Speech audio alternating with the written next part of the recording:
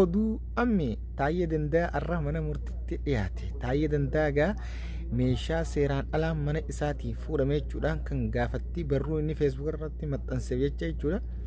Hidhamee mana murtiitti deddeebi'aa ture. Arraas mana murtiitti dhiyaachuudhaan gaafatamee qorannoon gaggeeffamaa oole. Ragaaleen inni dhiyeeffate Dr. Abiyyi Ahmadii fi kaantiibaa magaalaa Finfinnee Adeenech Abeebeeti. Nama shanigaa isaan shanan keessaa tokko ambaasaadara ammaan tana Ameerikaatti ambaasadara ta'ee Itoophiyaa ta'uudhaan hojjetaa jirudha. Isaan kun gaafattiidha sagalee kannanii jiran. Har'ammoo Dr. Abiyyi fi Adeenech Abeebee jechuudha mana murtiitti hin dhiyaanne. Kanammoo inni ragaadhaaf isaan lamaan yaammatee godhatee jechuudha. Manni murtiittis ammaan tana waamicha godhee dhiyeessuufis isaan waamicha san owwaatanii dhufuu hin dandeenye waan ta'eef waxabajjii 30 jechuudha bal'amni biraa qabamee jira. Ammas poolisiin federaalaa akka jechuudha gama Adeenech Abeebeetii fi Dr. Abiyyi jechuudha dabarsuudhaan waamicha godhanii waxabajjii kanarratti jechuudha akka dhiyaatan akka godhan ayyaanni dabarsee jira. Ayyaanni dabaramee jira jechuudha.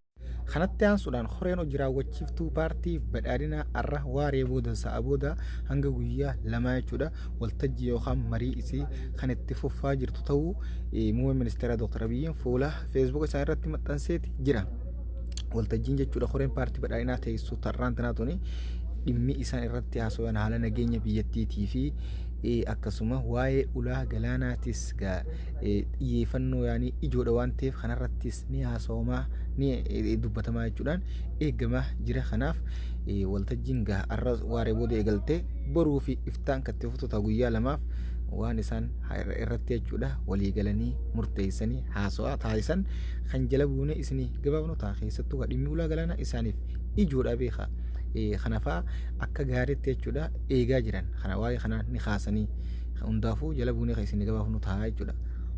Kanatti aansuudhaan ajajaa waraana biyyattii guutuu jechuudha Fiild Maarshaal Biraanuu Juulaa guyyaa har'aan tanaa ajajaa waraana jechuudha Morokootii wajjin wal arguudhaan marii taasisaa oolan haala jechuudha waraanaa fi waloodhaan walii tumsuu irratti kan walii galaniis ta'uu himanii jiran akkuma jechuudha yeroo dabree gaafa jechuudha akkasitti diinonni Itiyoo jechuudha Masrii fi Eltiraadhaa Soomaalee jechuudha deddeebiidhaan gartee miti walii galaa walii mari'achaa turan irratti haala jechuudha waraana irra walii tumsuudhaaf marii taasisaa turan irratti jechuudha Fiild Maarshaal Biraanuu Juulaatis Morookoo dhaqeeti jechuudha diina Masriitii wajjin walii galtee waraanaati jechuudha waloodhaan akka walii tumsan irratti mallatteessanii turan. Har'aas irra deebiidhaan wal harkanii waliin mariirra jiraachuun suuraan ragaaleen kun maxxantee miidiyaarra olii gad deemaa jirti. Miidiyaanis gabaasaatii jira. Kun kateef gaa maali yoo jenne akka yaadeenyatti yoo fudhanne amma Masriin dheengadda Jibuutii oolte jechuudha. Akkuma jechuudha biyyattii qaama ulaa galaanaa hin qabne qaama ulaa galaanaa ta'een galaana argachuu hin qabdu irrattis humna waraanaa ijaarrachuu hin qabdu jechuudhaan Jibuutii wajjin marii taasisuudhaaf achi dhaqee Abdul Fattaasiisiin kanarratti gaa inni irriiba dhabee jiraami Itiyoon ammoo ulaa galaanaa argachuudhaaf sochii eegalte ittuma jirti. Qabsoo ulaa galaanaa argachuu ibboo darraan deemne abjuunillee ulaa galaanaa kana hedhabnaa if keessa galchitee hin jirtu. Ammoo Morookoo wajjinis kunis maruma gaafatti kan walii galtuma gaafatti sanii ammas waloodhaan humna waraanaa irratti akka waliif tumsan waliin hojjetan irratti waliin mari'achuudhaaf kan ajajaan waraanaa jechuudha Morookoo Finfinnee dhufee Finfinneetti jechuudha waliin marii taasisanii akkasuma ajajaa humna qilleensaa fi Jeneraal jechuudha Yilmaa Mardaasaati wajjin wal arguudhaanis ammaas misooma biyyattii daawwachiisaniiti jiran daawwachiisaa oolan. Kanatti aansuudhaan Itiyoon dhimma ulaa galaanaa argachuudhaaf ibbooda deebi'aa hin jirtu keessattuu galaana Asab jechuudha kan Eltiraan ammaan tana harkaa qabdu kan duraan Itiyoon keenya ammallee keenya jechaa itti jirtu sochii jechuudha kan argachuu akkuma itti fuftetti itti sosso'aa jirti. Ammas faallaa jechuudha Eltiraa garee jechuudha mootummaa Isaayyaas jechuudha fonqolchuudhaaf qabsoo jirtu biiroo isaanii Finfinnee keessatti banuuf akkasuma waraana meeshaa leenjiidhaas achirratti xumuruudhaan gara Affaariin garee tana jechuudha akka Isaayyaasiin loltee Isaayyaas fonqolchitu irratti kan gargaaraa jirtudha Itiyoon jechuudha.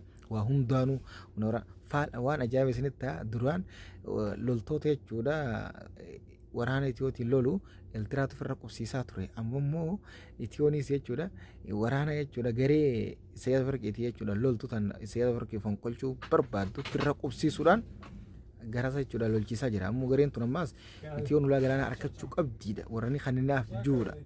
Kanaaf gaa bakka isaan irra jiran bakka isaan gahan walumaan hordofnee isin jalaan geenyu ta'a. Kunis dhimma Itiyoodhaaf dhimma lubbuutii mootummaan Itiyoo kunis ulaa galaanaa harkachuudhaaf booda waan deemu fakkaatu miti. Kanaafuu hundaafuu tanaas waa'ee Eertiraatiif Itiyoo tanaas jala buuneetuma hordofnee isin eegaafnu ta'a. Kanatti aansuudhaan lolli raayyaa ittisa biyyaa xiyyeeffannoo Amaaraa hedduu deemaa jiru akkuma itti fufetti jira. Raayyaan ittisa biyyaa dhiyeenya tarkaanfii ciccimaa culluqaadhaa fannoo irratti fudhachaa jira. Akkuma miidiyaan guutuun gabaasaa jiru isinis argaa jirtan gaa'e.